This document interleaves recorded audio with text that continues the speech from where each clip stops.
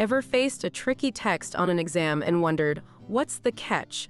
Today, we're diving into 2 Staff Services Analyst exam study guide questions that test your reading and grammar skills. Hello, aspiring analysts.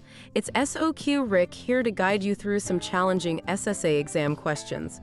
We're focusing on written passages and grammar today, so let's dive in and get you exam ready. First up, question 8. It's a passage comprehension question. Here's the passage. From time to time, the state makes surplus property available for sale to the public.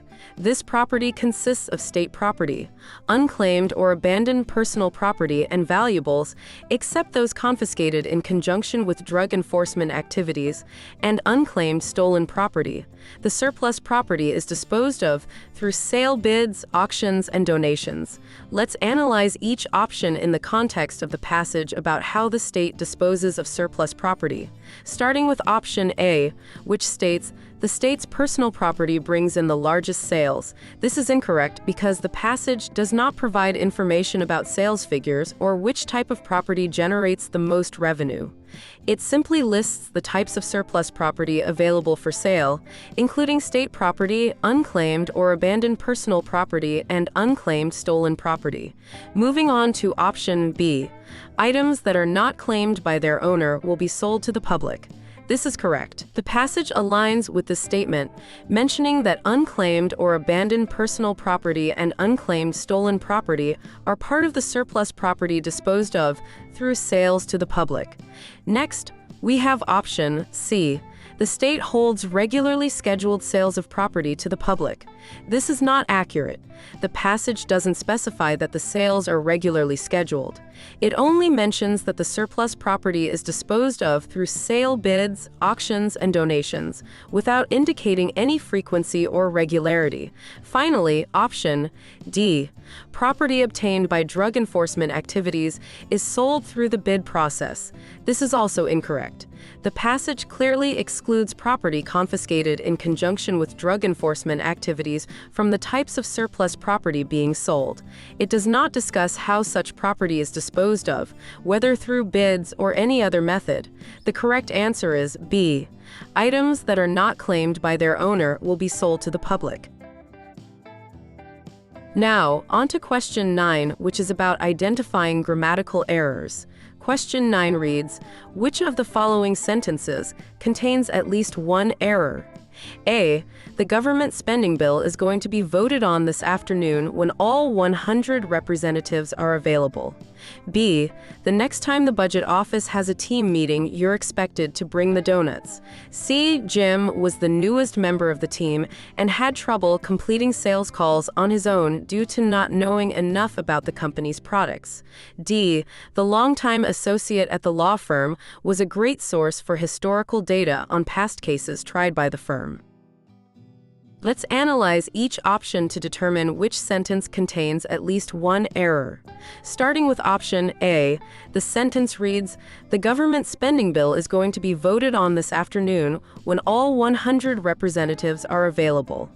This sentence doesn't show any apparent errors. It's grammatically correct, clearly stating a future event, the voting on a government bill, and the condition for it, which is the availability of all 100 representatives. Next, option B states, the next time the budget office has a team meeting, you're expected to bring the donuts. Here, we find an error. The sentence incorrectly uses your instead of your, which is a contraction for you are. The correct version of the sentence should be, the next time the budget office has a team meeting, you're expected to bring the donuts. Moving on to option C. Jim was the newest member of the team and had trouble completing sales calls on his own due to not knowing enough about the company's products. This sentence is also free of errors. It correctly describes a situation involving Jim, the newest team member, and his challenges with sales calls due to a lack of product knowledge. Finally, option D says, the longtime associate at the law firm was a great source for historical data on past cases tried by the firm. This sentence is grammatically sound as well. It effectively conveys a clear message about the role of a longtime associate at a law firm in providing historical data. In conclusion, the error is found in option B due to the misuse of your instead of your.